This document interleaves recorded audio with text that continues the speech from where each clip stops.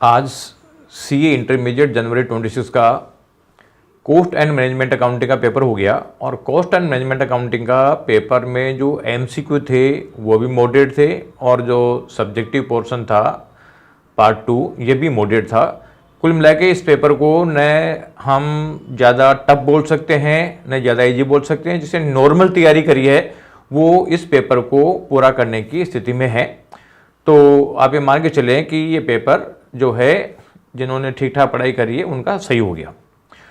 अब अगला जो पेपर आप लोगों का होने वाला है, क्योंकि ऑडिटिंग का होता तो वो तो पोस्टपोन हो गया है, अब एफएम और एसएम का पेपर होगा।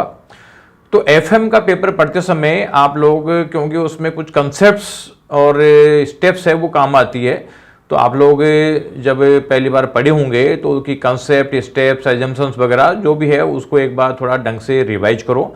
वो बिल्कुल माइंड में क्लियर होना जरूरी है, क्योंकि आजकल थोड़ा कंसेप्ट बेस यानी थोड़ा इनहेरेंट कंसेप्ट वो डाल देता है, तो वो आप लोगों की क्लियर होना बहुत ज़रूरी है।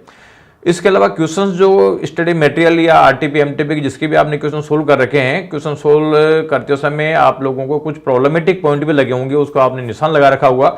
उन निशान लगे हुए पॉइंटों को थोड़ा अच्छा देख लो, और बाकी रिमेनिंग का फ्लो तो कम से कम एक बार आप देख लो।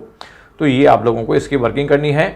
और एसएम वाला पार्ट है ये थ्योरेटिकल है, और इसको आप लोगों को डिटेल लिखना पड़ेगा। कई बार बच्चे शॉर्ट में लिख देते हैं, शॉर्ट में लिखने के चक्कर में मार्क्स नहीं मिलते हैं। इसलिए आप लोगों ने जब पढ़ाई करी होगी तो मेन चीज़ों को आप लोगों ने अंडरलाइन करा होगा, तो अंडरलाइन करी हुई चीज़ें देखो और साथ ही लिखो इसको डिस्क्रिप्टिव, और इसको छोटे छोटे पैराग्राफ बना के लिखो। कोई लंबा पैराग्राफ नहीं बनाना जिससे कि वो दूर से दिख जाना चाहिए। तो ये वर्किंग आप लोगों को करनी है। और कॉस्ट अकाउंटिंग का जो पेपर का एमसीक्यू सॉल्यूशन है ये भी आप लोगों को थोड़ी देर बाद मिल ही जाएगा। तो आप ये का यूट्यूब चैनल सब्सक्राइब करके बेल आइकन दबा के रखें, जिससे कि वो बाकी पेपर भी आप लोगों को मिलते रहें। Thank you.